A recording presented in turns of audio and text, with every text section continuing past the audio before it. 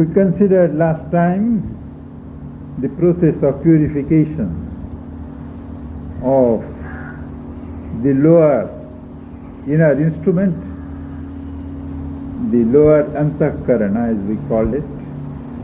And today we are to study the purification of the intelligence and the buddhi. We have already seen the distinction between mind and buddhi. Mind, we have discussed in depth, consists of the sense mind, the mind that depends upon the data brought by the senses, mentalizes the data and reacts from the nervous level. That is the sensational mind. Depending upon it, close to it, is the thinking mind, not the thought mind proper, but the mind that thinks along the lines of the sense mind. Above that is the reasoning mind, which if it chooses, it can be aloof, it can be detached from the sense operations of the mind, or it can allow itself to be infected, influenced, and led into deviation by the force of desire. Buddhi is something still higher. It is a combination of will and the thinking mind. The will that gives the impulse to the thinking mind, and the thinking mind begins to function. So it is these, the higher echelons of the mind and the buddhi, that are now to be purified after the lower levels of the antahkarana, the inner instrumentation, have been tackled.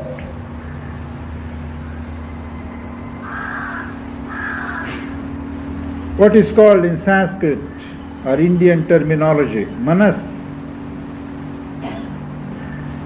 the sense mind. Usually the mind in an average man is the manas, sense mind. He does not think for sake of thinking. He does not think out ideas. He just reacts to events, to impacts, to contacts.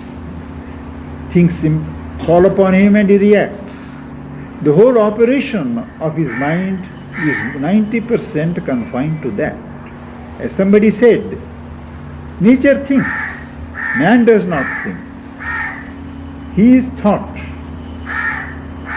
But at a level where you still have a certain independence and you can think out ideas, give exercise to your mind and judge things on your own without depending upon sense contact, that is the beginning of the mind proper. In the normal manas, there are two elements. One is the physical nervous. You see an object or you think there is an object, there is an impulse from the nervous being and the sense faculties shoot out. When they come back, there is a mental nervous operation. What has been brought, the report that has been brought, is interpreted rightly or wrongly to suit the governing motive, desire of the moment, and a mental coloring is given to that. These are the two elements of manas. Now, for sake of purification, man has first to disengage his thought from this sense mentality.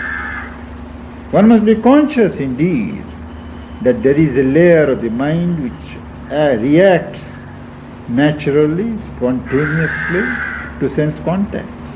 But before we absorb those experiences and allow them to influence or cloud our thinking, we have to draw the line. A gulf has to be created. A barrier has to be erected before the sense impressions, the movements of the sense mind can rush into the mind proper. The thought has to be guarded. For that, a self-observation, a relentless discipline of observing one's thoughts, how far they are disinterested, how far they seek knowledge for its own sake, and how far they want to see things and interpret things to fulfill our desires, how far they can to interpret in a way that they can be made to serve our ego, our desire, that it is not a pure action. This impurity, what Sri Aurobindo calls this immiscence of the lower elements in the thought range, that has to be first arrested. And the first step towards it, in an awakened man, in a man who has awakened to the necessity of going beyond the sense mind, is reflection. He has to reflect time and again, not necessarily only in periods of meditation or solitude, but even otherwise. One faculty must be always active, reflecting upon things, just as we may be busy with so many things, but feelings go on. Feelings go on flowing. Feelings go on exerting themselves.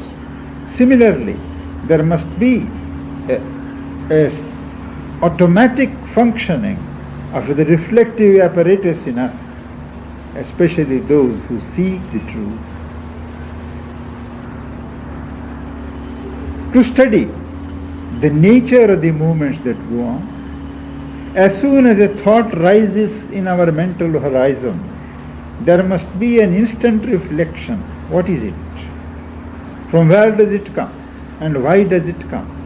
Is it something in me which I may have thought yesterday, or a thought that crossed me, or something in dream that has given rise to this thought?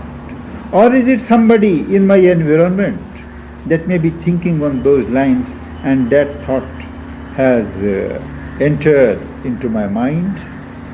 Or is it due to some desire, some impurity that has come? All these we don't think step by step, if you know what I mean. It is an operation of a moment. There is something that nature has implanted in us. Unless we choose to deceive ourselves, unless we try to hide from ourselves, in a second there is a perception that this thought is related to this desire or this movement. Of course, there are times when things are ambiguous and one has to give closer scrutiny to find out what is the true nature. That is another matter. But normally, when we speak of reflection in this context, it is a spontaneous and automatic reflection which acts unless we are too much involved in the mud of desire.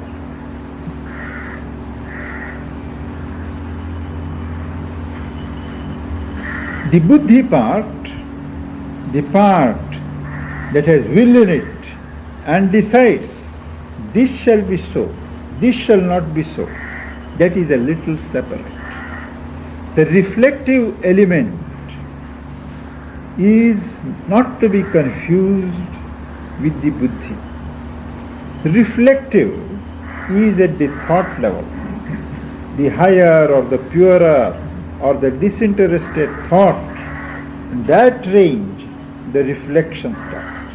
It is just possible that even when you know by reflection that a thing is wrong, you may lack the will to follow it up. There comes the deficiency of will in the buddhi. It is not enough to have knowledge, not enough to know that a thing is wrong, but you must also have the will in the buddhi to back up this conviction and exert itself on the rest of the being to desist from that movement. So, the buddhi, which is largely the will part of intelligence, it comes after reflection. And ultimately, what is this buddhi? Is it an independent organ? It is truly an instrument of the soul. The soul has so many instruments, but buddhi is one of its closest instruments. Through it, the soul awakes to nature. Unless our buddhi is alert, the awakening of the soul cannot be felt in our nature. It is through the buddhi that the soul reaches its awareness, awakening its own will upon our being, upon our nature. The understanding of the buddhi also is caused by a wave from the soul. When it is a right understanding, it is the soul within that is responsible. And it is again through the instrumentation of buddhi that the soul takes possession of nature. Instead of the soul being involved in nature, as the soul awakes, it is through the instrumentality of the buddhi, awakened intelligence, that the soul exercises its power over nature. And the aim is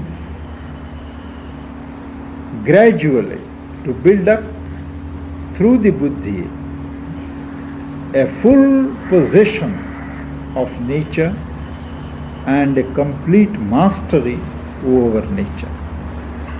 Soul and nature have got different poises at different levels of evolution. At the normal level of human life, it is nature that which has the upper hand. Soul is involved, soul is forgotten, soul is a slave. As we wake up, as our consciousness develops, as we take appropriate means of self-discipline, the soul separates itself and witnesses nature. There is the relation of equality.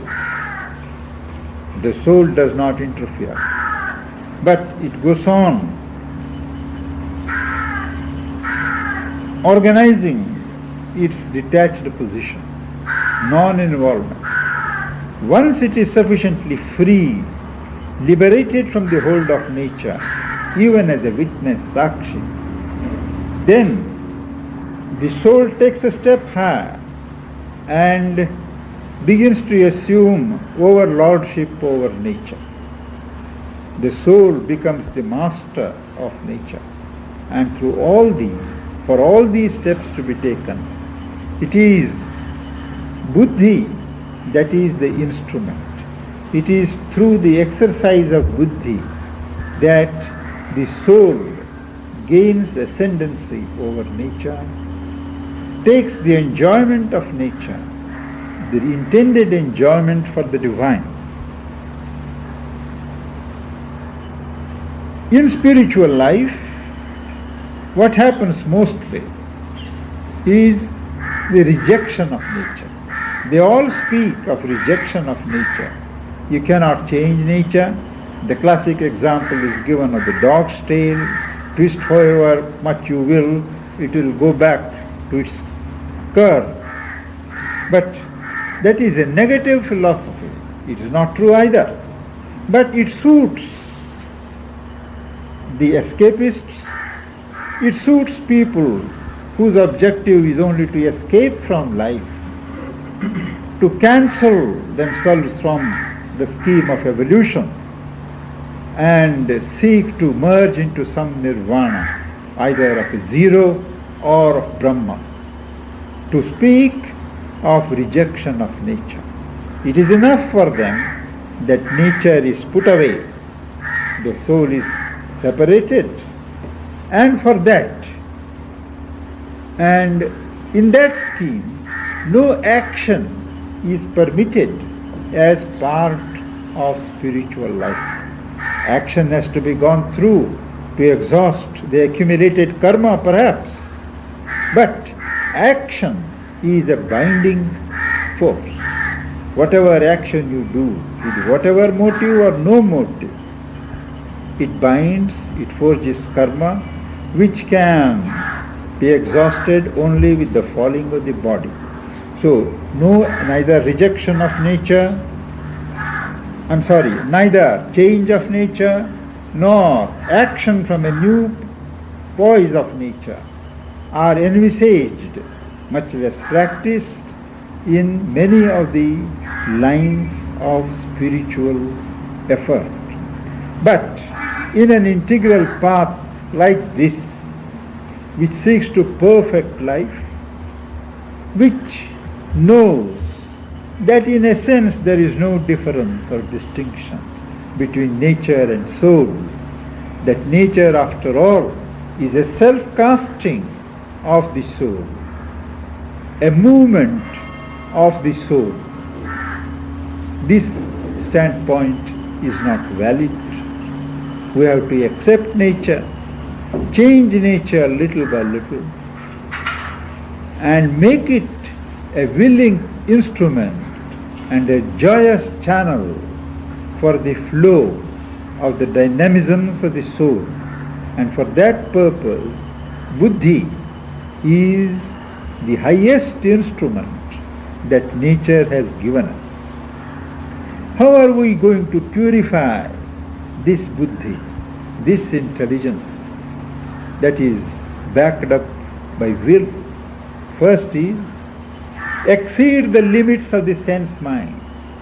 Normally we are content. When things come in our ken, we see them, the senses see, the eye hears and feels. But it is possible to take cognizance of things even without the operation of the sense faculties. Of all our sense faculties, it is touch that is the most important. But below the human level, the trees, for instance, the animals, even without the sense of touch, they come to know, because there is their sense mind, the sense mentality, takes a direct cognizance of things without bothering to function through these particular sense organs. Man has lost that capacity. He will recover it perhaps in in different terms, but he has to cultivate, to exceed the habit and discipline of exceeding the limits of the sense mind. For instance,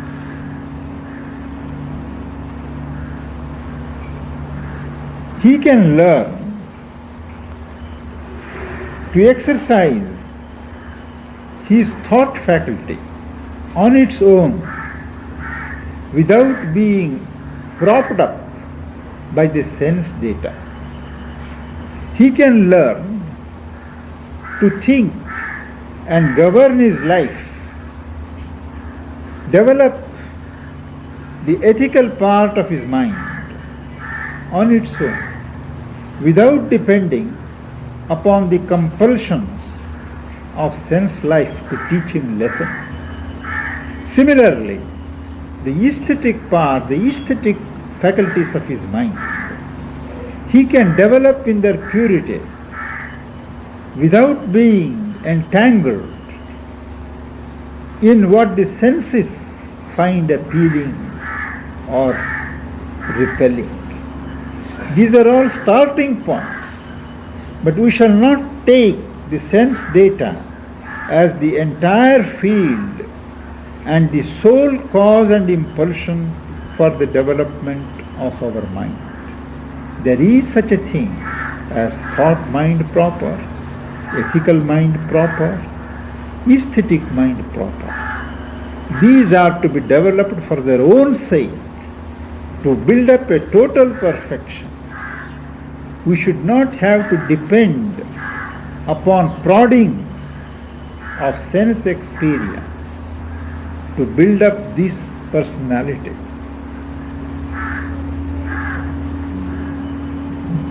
Similarly, we have what is called the pragmatic mind. Everything we consider from the point of view, we are likely to consider, we are prone to consider from the point of view of how far things are useful to us. In the American philosophy, there is one whole branch initiated by William James called philosophy of pragmatism. He says that anything, any theory, any conception, any perception is true or not true depending solely upon how far it is serviceable to life. If it can better your life, if it can enlighten your life, personal life, then it is true, good. You accept it, you give a positive mark. Otherwise, you reject it as speculative, as mental, as imaginary. So this tendency of relating everything to its pragmatic value to you is a very narrow view of things in this context. There is this pragmatic mind, which is again ties the mind down to earth, earthly needs, earthly benefits. This has to be replaced by what we call the ideal mind. There we think of things on their own basis. A thought comes, a conception, an idea forms. Well, we consider it, how far it is true and why it is not true in some places. But we do not relate it whether it will be useful for this purpose or that purpose.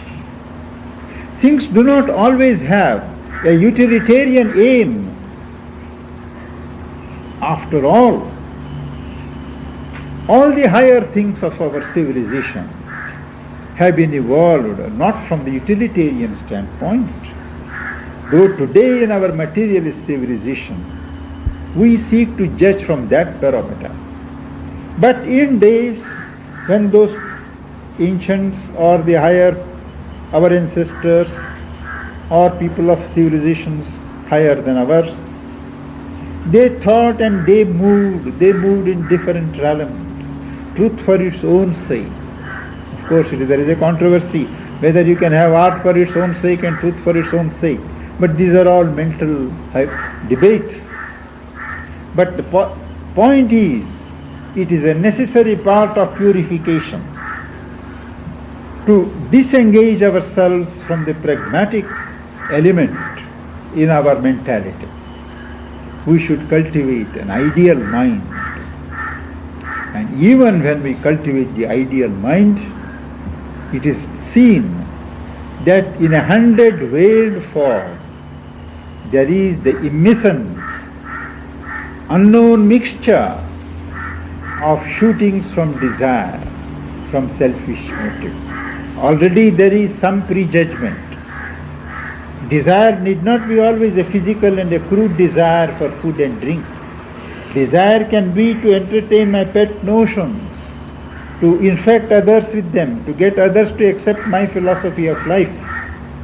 There is already a proclivity, a proneness to have certain ideas, to have certain truths. And when I speak of ideal mind, these subconscious tendencies, preferences, likes, they creep in. And it is a part of purification to close the doors to this upsurge, known and unknown, seen and unseen, of these elements from the unpurified parts of the being.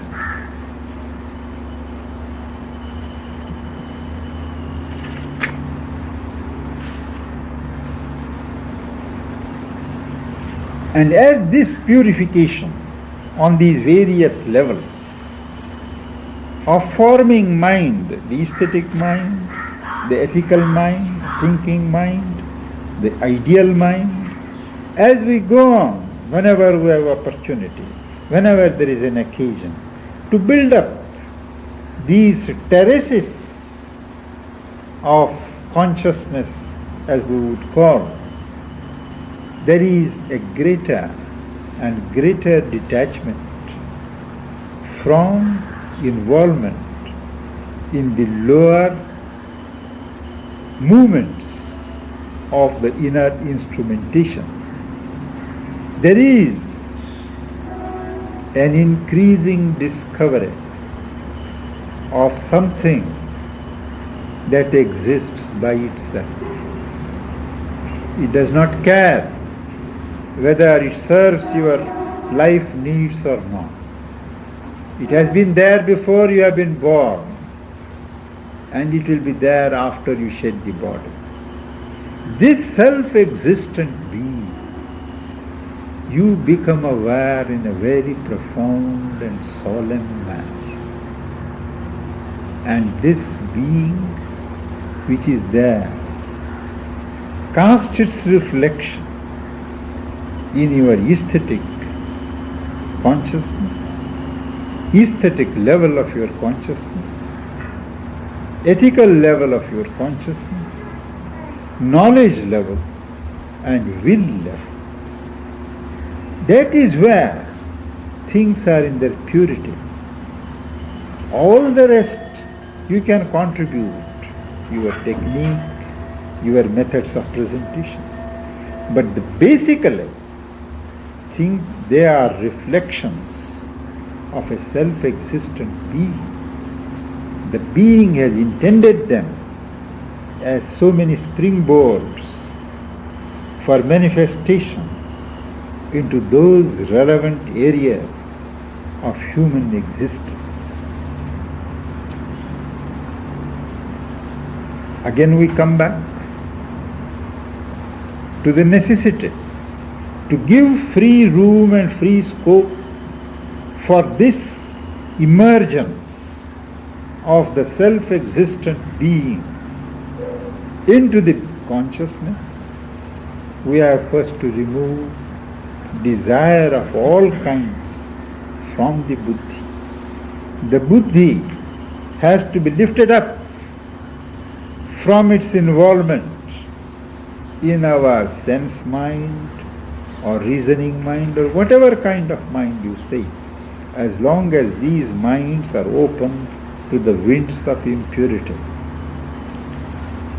And as you begin to eliminate desire consciously, you begin to feel a certain effortless detachment. With detachment, there comes an equality. Your buddhi is not tossed about, as Arjuna says in the Gita, in the sense contact. Whether the contacts are pleasant or unpleasant in the normal sense of the term, the buddhi is equal. There is a certain equanimity. It observes, it watches. And with this equality, there establishes a calm which nothing can disturb. Even if there is an apparent disturbance, it is on the surface, very much like you throw a stone in a pond of water. There is a movement, but it settles down, and once again there is the limpid surface of water. I think we should stop here. There is still a lot. We'll take it up next time. I don't want to hurry up because these are all important things. Any question? You said about the soul's awakening, but what are the signs of soul's awakening? How can we feel that soul is awakening?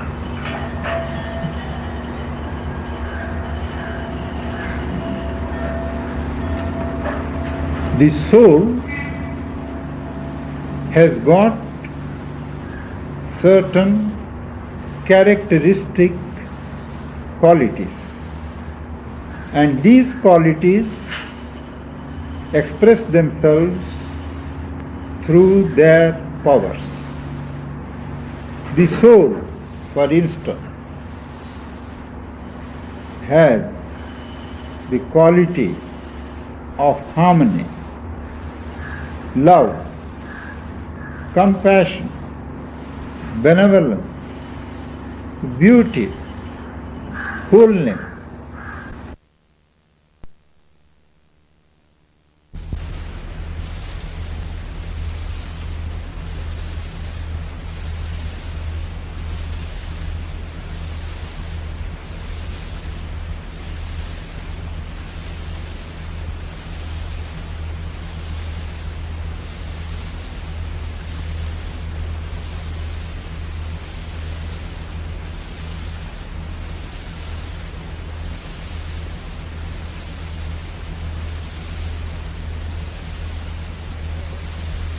Love, disinterested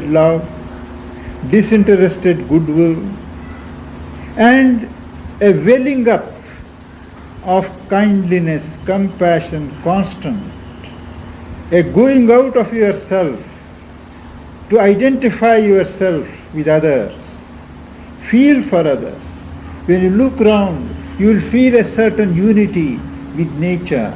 You begin to feel love for everybody, whether it is a dog or an animal or a parrot or a person or a dog. The whole thing is flooded, and you feel all the troubles, all the cares, all the anxieties of day-to-day life as a picture. They don't affect you. You are always smiling. May not outwardly, you may not smile, but there is a smile within. There is a revolution in the whole balance of nature. It may not be immediate, but these signs are unmistakable. What may happen is, in the beginning, this awakening does not come all at a time. In parts. But what happens unless we have taken steps to purify ourselves is the emotional being seizes upon these manifestations of the soul and push them to its own use. The vital will cease unless it is purified and kept under check. It will seize upon these movements of expansion, these movements of self-sacrifice, of giving up oneself, all these for its own aggrandizement, to gain command over people, to gain control over people, to assemble people around itself. All these, the original source of support and strength is the soul, a soul movement, but it has been seized and prostituted by the unpurified outer instrument, whether it is the emotional parts or the vital parts or the calculating mind. So these parts, in an atmosphere like this, like the ashram, everyone without exception has his moments when the soul is awake. He has moments.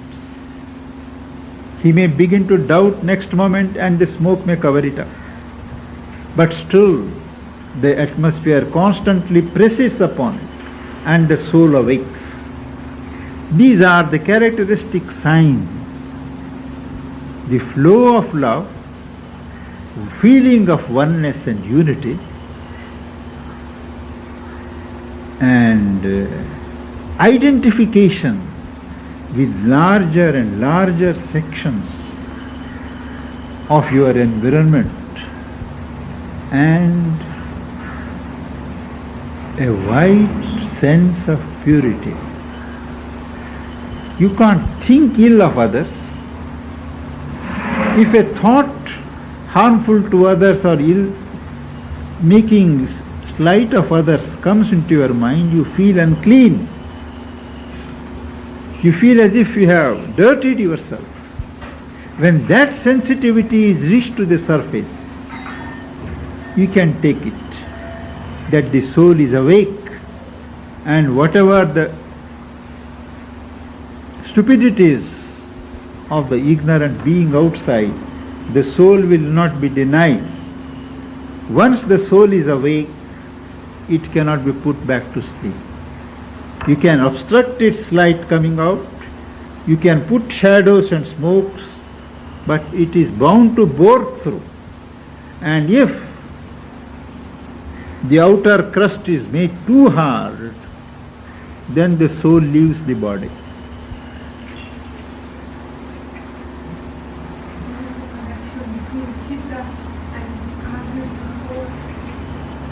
Chitta is the basic stuff of consciousness, whole being. It is neutral. It is neutral. There is an area where there is no force as such, active force. There is an area where there is no awakened thought. The chitta is the basic stuff out of which, whether it is the mind, the heart, or subliminal, all these draw upon that. Chitta is not mental consciousness. Chitta, as Srinivasa translates it, is the basic stuff of our consciousness.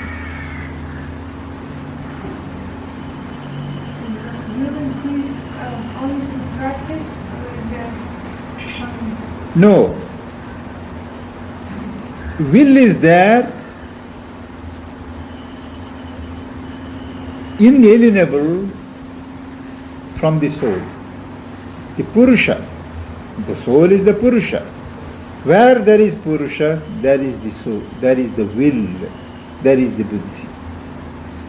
It is only we who have to learn to evoke that buddhi, to activize it, to give it exercise, to give it shape, to give it personality.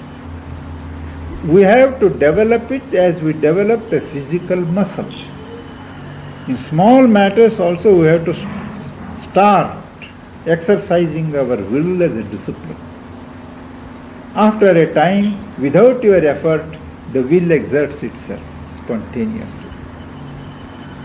There is what is called a subconscious will, an instinctive will.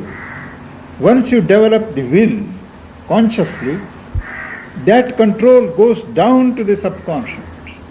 And even when you are attentive elsewhere, the subconscious or this unconscious will exerts itself. It is a matter of practice. This is often associated with the vital. When? With the vital, it is often associated more than with the mind. Usually, the vital puts the will on its side.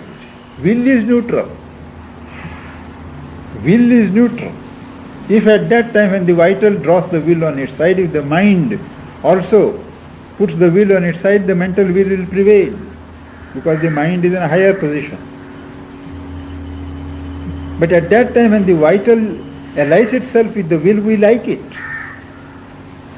Our being, our desire soul supports it. That is why it can get away. If the desire soul is replaced or displaced by the true soul, the problem does not arise.